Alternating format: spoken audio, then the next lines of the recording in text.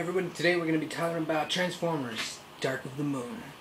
Yes, the supposed final chapter in Michael Bay's explosive and crazy Transformers series. Does this relive the shittiness that was Revenge of the Fallen? No. Let's just go over the negative before the positives of this movie. Negatives are, yes, this is a Michael Bay movie. It is filled with the explosions and just not too much of a plot. It's the humor. It's still sporadically used, but this time it's more hit than miss.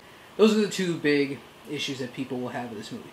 The whole plot, give or take, is Shia LaBeouf is out of college and he's looking for a job. His girlfriend, Rosie, Huntington, they're both living together, and basically Shia LaBeouf's issue in this movie is he feels like he's nothing because everybody knew he saved the world, but since it was all top secret, nobody ever remembers that now. He's just kind of like faded in the distance, and that's a problem with him. He wants to be remembered, and that's one of the continuing issues throughout this whole movie.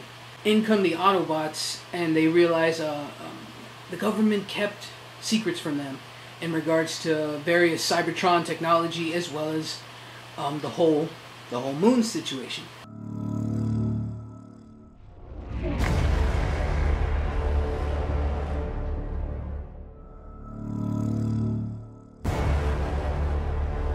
Our entire space race of the 1960s was in response to an event.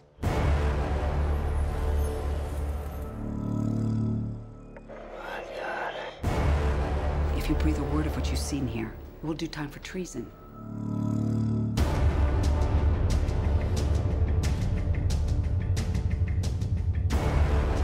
Everything humans know of our planet, we were told, had been shared. You lied to us. You've made a grave mistake. So that's where all the action and craziness ensues. Everybody brought their A game this time around. Shia LaBeouf, of course, stars in it. Rosie, Huntington, and Whiteley. Greater than Megan Fox. And a story. They were people who were overused in Revenge of the Fallen are definitely downgraded a lot. And I'm talking about Shia LaBeouf's mom and dad in this movie. They're definitely used a lot less. We do not see his mom get high. And John Tuturro came back as well. Yeah, he's definitely used a lot less. And Jeong, this guy can play batshit crazy.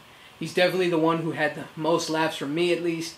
And I think it's just awesome that he was in this movie. Duhamel, Tyrese, Gibson, they do their thing, their army, military thing, the kick ass and do military type things.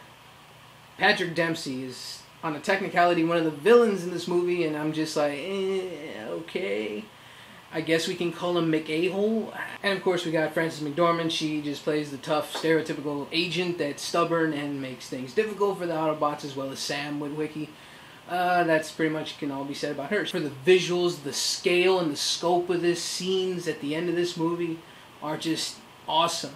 Every attention to detail, just, anything from the Transformers shifting and transforming to just the action scenes where they're just tearing each other apart. It's just insane on how detailed this stuff is. Years from now, they're gonna ask, where were you when they took over the planet? You'll be fine, I promise. It's over. I'm sorry, but it's over.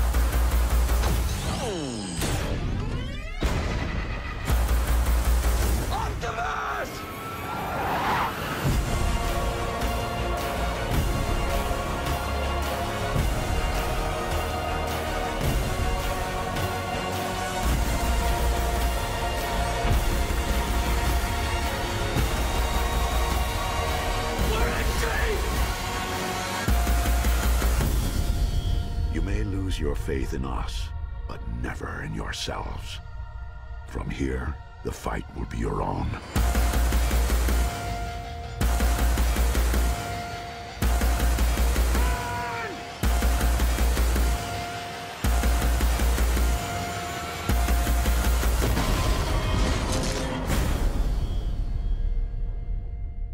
And I give Michael Bay credit that as the director, these scenes worked.